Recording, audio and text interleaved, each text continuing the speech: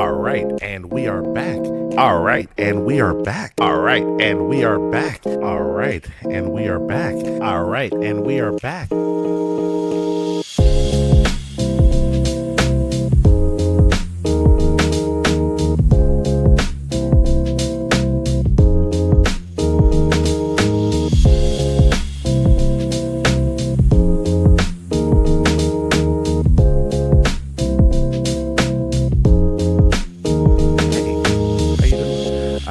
Welcome.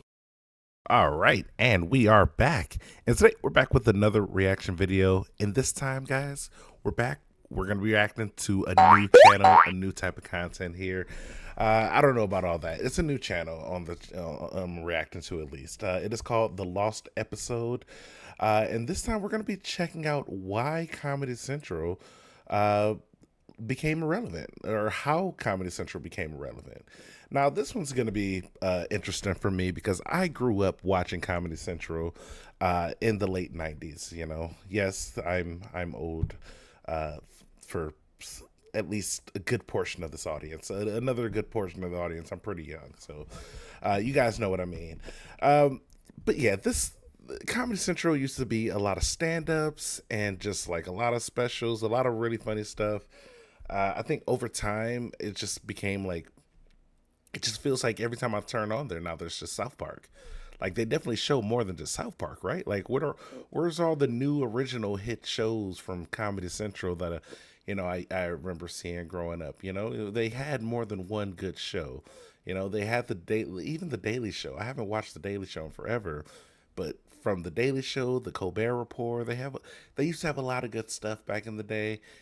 I'm not sure, what direction that Comedy Central's trying to go into, but, I just feel like we need to bring back the stand-up comedies, bring it back to stand-up and see where it goes from there. So that's just my little Comedy Central rant. Again, I haven't checked out this channel, and I want to make sure we all support him. So guys, link will be in the description below if you're just so happen to be watching my channel, but if you want to support the actual creator here, like I want to make sure he gets his support, go ahead, hit the link in the description below, so you can go ahead and check out his channel. Like, comment, subscribe. Comment down below, tell him I sent you there, see if he'll subscribe back to me. So that's our little 1-2 punch. You do that, I'm telling you to do it, you actually do it. So that's and also, if you haven't already, make sure you like, you comment, you subscribe to this channel as well. I got plenty of great content you can all check out there. But yeah, we're gonna go ahead and get right into it, guys. Oh yeah, one last thing I do got to mention. So I wasn't able to mention this in any of the previous videos, but if you guys don't like, comment, and subscribe, more importantly, subscribe, YouTube will come through that door right over there, and they will. How Comedy Central became irrelevant. Used to be one of the biggest risk takers on network television, bringing a South Park, Chappelle Show. Comedy Central used to be one of the biggest risk takers on network television, bringing a South Park, Chappelle Show, Tosh.0, and countless other quality programs. I forgot about Tosh.0, but here's the thing: Tosh.0 was incredible. But if you ever watched The Soup on E Network, I believe that's where they kind of got that from. The Soup kind of got it from, like, it's kind of like a America's Funniest Home Videos type of thing. So like, the ideas aren't like the most original, but they were still really great. Obviously, the Colbert Report was like a more Republican spinoff of the Daily Show, which was just like a show about news making fun of.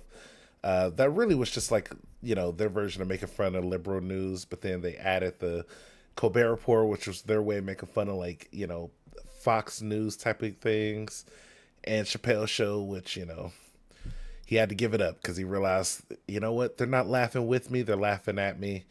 And, yeah, sometimes you got to take the high ground on that. I don't know. Programs. Nowadays, it's constant reruns of what used to make the channel great, resulting in the loss of over 30 million households since 2011. So, to understand how Comedy Central has fallen this far, we have to start by heading back to the early 90s. You're at Comedy Central. Okay.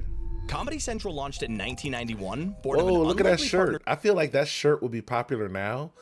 I lightweight want that shirt. Guys, should I rock this? Should I get this shirt? Let me know. Between HBO and Viacom. See, in 1990, these two networks were battling it out. HBO with the Comedy Channel and Viacom with Ha. But with such a small audience in what was already considered to be a niche space, the two decided to end their rivalry, merging to create Comedy Central. Now, you'd think with two multi-million-dollar companies behind it, they wouldn't have problems gaining momentum. However, Comedy Central massively struggled. Turns out, people weren't sold on the idea of a channel solely airing comedy 24 hours a day. And honestly, their first impression didn't help this. To fill the entire catalog, they had to air endless reruns of stand-up specials and sitcoms. The only standout originals were Mystery Science Theater 3000 and Short Attention Span Theater, both of which were fun, but still just clever ways to recycle stand-up and movie clips by having... I didn't know this is where the show came from.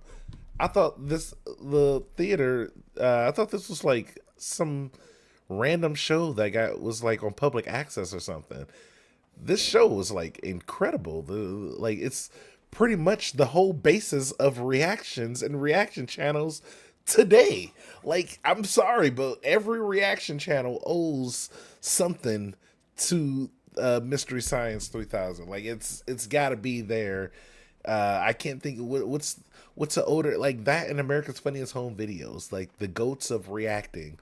They saw a video, they gave incredible funny commentary and reactions, and bam, lifestyle was born. Here I am today, holding the mantle up for the goats who came before me, ladies and gentlemen. Thank you.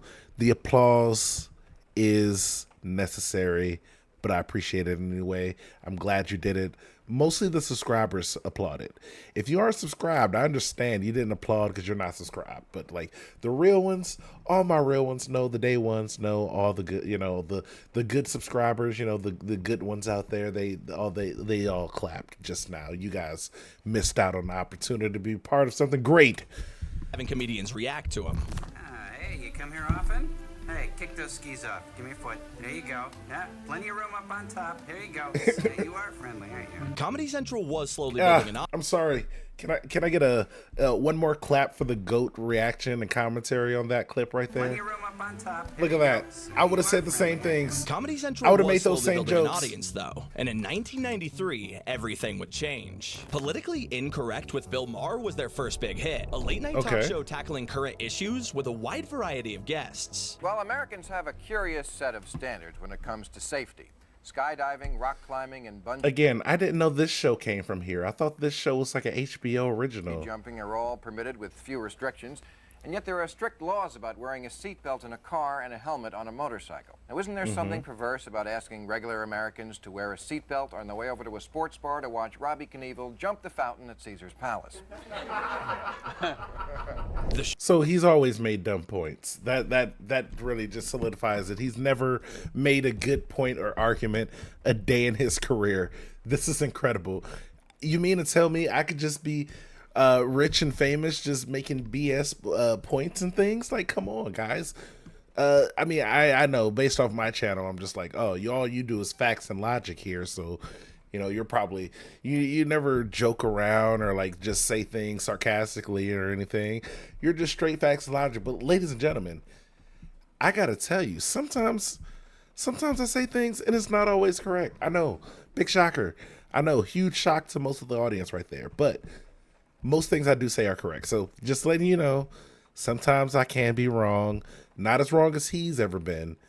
I'm not ever Bill Maher wrong, but sometimes I'm like normal wrong, Show pulled in a huge audience, and for the first time ever, Comedy Central had an identity. Edgy, thought-provoking comedy. The network kept experimenting with new shows, like Viva Variety and Dr. Kat's Professional Therapist. Hey, these did go on to be cult classics, but far from mainstream hits. However, in 1996, they struck gold yet again, though no one realized it at the time. The Daily Show premiered, a satirical news program which quickly found a loyal audience. While the show became a staple, it wouldn't explode until Jon Stewart took over in 1999. But before that, something even bigger was coming. Something that would truly cement Comedy Central's place in TV history forever. Down South, I'm gonna have myself a time. In 1997, the first ever episode of I feel like I saw this show way too young. Like, shout out to my mom, greatest ever, the GOAT of moms. But like, she let me watch the show like way too young. I feel like I was at least like under 10 years old. I was probably the age of the kids in the show when I started watching the show. So as you all know, that means as soon as I got to school, I was repeating all the stuff they used to say on the show. Like it was hilarious, when I was in elementary school. Me and all the other kids who got to watch it would just explain it to the kids who didn't watch it. Like, oh my gosh, it was incredible. South Park would air a crude, low-budget cartoon about 4 foul-mouthed kids from Colorado. Now, no one thought this would work, but it somehow took the world by storm, and this was just the beginning. In 1999, The Daily Show evolved. Jon Stewart took over as host, shifting it from goofy headlines to sharp political satire. It became a trusted news source for a generation, while also being genuinely funny. I was not elected to serve one party. This is part of the problem also. Guys, you can't have Comedy Central, The Daily Show be your trusted news source. I'm sorry.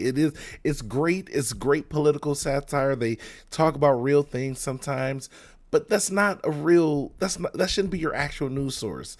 Again, I know it's hard out there. There's conglomerates that control everything. I don't know if I should trust this or that or this or that. I get it. But trust me, there were better ways. There are currently better ways. Go find them. There's neutrals things out there outside of relying on Comedy Central to get to be your like number one news source. I also know people who they didn't even watch their local news. They just watched the freaking Colbert Report and the Daily Show. Like that can't be your actual, this is what you get your actual political text from. Like these guys are making jokes. And yeah, they especially recently, they talk about more, or at least the most recent stuff I've watched. They definitely talk a lot more about real things, but like, come on, man. You got to have a better news source than just Comedy Central. That's all I'm saying. You were not elected. I hit a nerve. Not everything was highbrow, though. That same year, they aired The Man Show, hosted by Jimmy Kimmel and Adam Carolla. Looking back today, it had some pretty controversial moments, but... Guys, if you were old enough to watch The Man Show, again, I understand why it's not on anymore. Oh, let's turn this up a little bit. I understand why it's not on anymore, but you guys got to admit, some of the stuff was funny. Some of the stuff was way too inappropriate, but some of it was funny. But back then, people were absolutely obsessed with it. If you ask 100 women to sleep with you, one is bound to say yes. Now, although I'm a married man, my first love has always been science, and my second love is cheating, right? So join me as I combine those two loves and ask 100 different women, well, that was my wife, I think. Will you have sex with me? As for the stand-up side of things, Comedy Central didn't forget their roots and poured this same love into their specials. Legendary performances from Patton Oswalt, Jim Gaffigan. Yo, I remember the Jim Gaffigan one. Like, for a guy who doesn't curse, hilarious. Honestly, he just like me for real. Except I do curse sometimes. I just censor it. So he's almost like me for real. And then sometimes I do the lives and then I don't get to censor it live. But guys, you know what I mean. He's very similar to me, except our skin tones and the amount of hair we have. We do have glasses though. So like, I think he might be taller than me. Like there are very few differences between me and Jim Gaffigan. But I know it's like, whatever point I was getting to, that's the point I got to. Dane Cook, Zach Galifianakis, and way too many more comedians to count. One of the best, rising star Dave Chappelle. In fact, his partnered special with HBO was so beloved, he was offered his own show in 2003. Now, The Chappelle Show wasn't just a hit, it was a cultural phenomenon. By blending sketch comedy and social commentary, the show gave us so many moments that became part of pop culture history. Too funny. It's a celebration. Show time of your tennis. Rick James. You'd think this was peak, but Comedy Central was on an untouchable run. That same year. It's still funny. Wait, Reno also came out the same year as Chappelle's Show?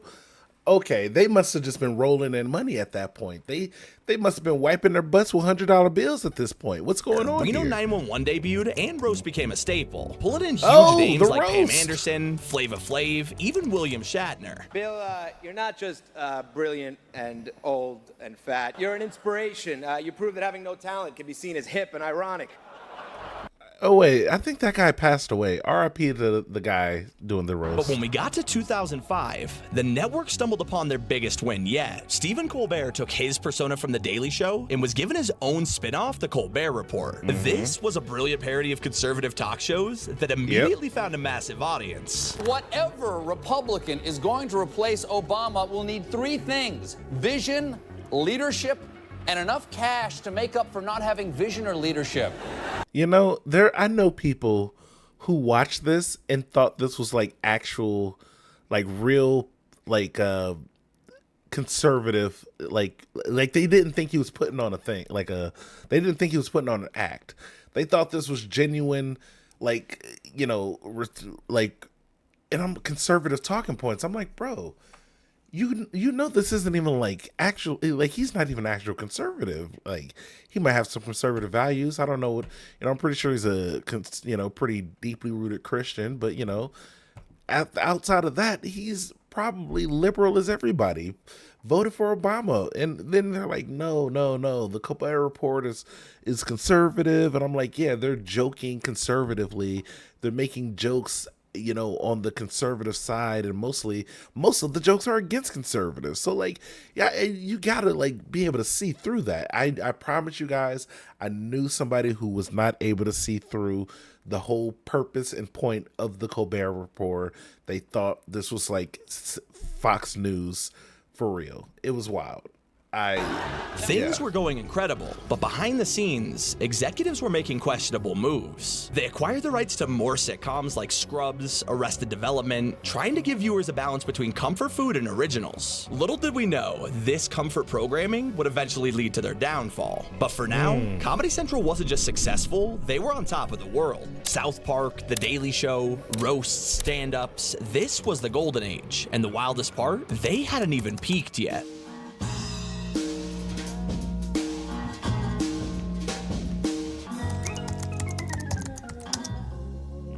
By the early 2010s, Comedy Central's flagship shows were pulling in millions of viewers every week. But they didn't lean on the giants. The network continued to double down on original programming. In 2009, Tosh.0 premiered, and at first a lot of people wrote it off as another internet clip show. However, Daniel Tosh's brutal commentary and quick wit turned the show into one of the network's biggest hits. Yeah, Tosh himself really made this show what it was. Nobody else could have done this show outside of the fact that it's called Tosh.0. Like, no one else's version of this show is as funny. We've seen it with ridiculousness. It's not as good as Tosh.0 was. And, you know, I gave at the earlier beginning the Soup credit for Tosh.0's being like the original, you know, more closer to the original. Like they saw what the Soup was and then they made Tosh.0. But that show wasn't even as funny as Tosh.0. And I thought that show was pretty funny. You know, the guy from Community was on it. Fun show, but not as funny as Tosh.0. That guy is huge. Yet he'll still find a way to take up a whole lane. He also has the world's tiniest case of testicular cancer. Then came Workaholics in 2011, followed by Key and Peele just a year later. And honestly, I don't think anyone could have predicted just how big the show would become. No. Iconic skits, characters, and out of all the programming on the channel, Key and Peele lives on the most today with social media. But during this same time, stand-up remained a cornerstone too. The era had so many iconic specials, from Kevin Hart to John Mulaney, even Amy Schumer's breakout. And the way that these girls keep themselves skinny is awful, isn't it? By vomiting or using hard drugs, which I can't afford, so. And Amy's special actually That may have been the funniest Amy Schumer special right here. led to her getting her own show called Inside Amy Schumer. The ratings went through the roof. Same with Broad City, Drunk History, Broad City. Yo, shout outs to Broad City. That show was hilarious. Underrated comedy. Also, Drunk History, pretty funny. I like the whole concept of it is actually pretty funny. And very surprising that nobody ever tried that before. I'm not surprised. I'm surprised that didn't blow up to become one of their greatest shows ever. Like, you get comedians tell history, get them drunk, and then react it out. It's probably expensive to produce, to be honest. The Drunk History is probably one of those shows where it's like, you got to pay a lot of people, you got to get alcohol, you got to get people drunk, you got to tell them history, hope they remember it while they're drunk, or, you know, obviously the more they remember the better. But Or maybe these are just genuine history facts that they already knew. I don't know. Do you just ask a comedian like, hey, do you know any history facts? They'll be like, oh yeah, I know something about history. All right, cool. Can you repeat it to us while you're drunk? Oh, yes, as long as you pay for it. And then they're like, oh, wow. Here's a whole premise of a show. We'll just get some actors to redo it. But I can imagine the production is probably a high. The list of hits went on, but then a sudden announcement in 2014 shook the network. What Stephen happened? Colbert revealed he was leaving to replace David Letterman on The Late Show. Fans were devastated, so Comedy Central scrambled to pivot by replacing his time slot. No, this show was actually funny, and I was so mad that they took this show off. This was literally the black version of The Daily Show. This show was so freaking funny, and I have no clue why they took the show off. Also, this guy used to produce a bunch of comedy shows back in the day. If you ever look up, I can't remember his name now, but his name is listed or credited on a bunch of like really funny shows that from even further back in the day. With The Nightly Show with Larry Wilmore. It never captured that same audience, with the show being canceled after just 2 seasons. Only a year later. Racist. Man. There's something going on there, buddy. I don't like the way that show got canceled. I don't know. And another gut punch for the network. As if losing Colbert wasn't enough, Jon Stewart announced he was stepping down from The Daily Show after 17 years. Doug Herzog, Michelle Gainless of Comedy Central gave me an incredible opportunity 17 years ago to pilot this wonderful franchise. And 17 years is the longest I have ever in my life held a job by 16 years and 5 months.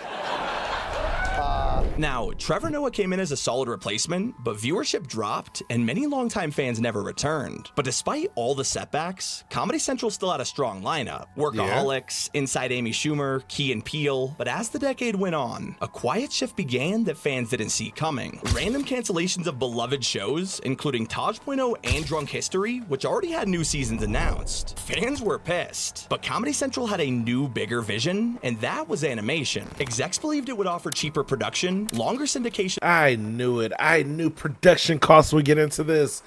Oh, you dirty producers trying to keep all that money for yourselves. So you make animated shows, which I don't know if you know this, animated shows also cost a lot of money. And it also, it takes time because now they got to go produce, do the stuff and animate it. You got to pay animators. Oh my gosh, you probably barely saved money. It was probably millions, but come on. Life and global appeal. However, without the originals and stand-up specials that built the channel's legacy, it started to lose its soul, quietly marking the beginning of the end. The downfall, ladies and gentlemen. Here we go. As we moved into the late 2010s, things started to quickly unravel. Comedy Central What had been the heck? built on taking risks, but now their big new plan was reboots. Revivals of Beavis and Butthead, Ren and Stimpy, a Daria spinoff. It was clear they were trying to cash in on nostalgia, but in I don't reality, remember this. it didn't work at all. None of these recaptured the magic, and worse, they were the reason so many loved shows got canceled. Meanwhile, stand-up has slowed down too, and a roast hasn't been aired since 2019. With everything else fading, The Daily Show was their last true hope, right? And I realized that after the 7 years, my time is up. Yeah, but in the most beautiful way. Honestly, I've loved hosting this show. It's been one of my greatest challenges. It's been one of my greatest joys. I've loved trying to figure out how to make people laugh, even when the stories are particularly shitty on the worst days. We've laughed together, we've cried together. Trevor Noah, who had spent years rebuilding The Daily Show's audience, announced he was stepping away. The show had already taken a hit in viewership before, but this felt like the final nail in the coffin. In fact, they lost 75% of their total audience. Whoa. 75% of their audience left with after that was like the final nail in the coffin. At that point now we're at 75%. Guys, nobody's watching us anymore. That sucks.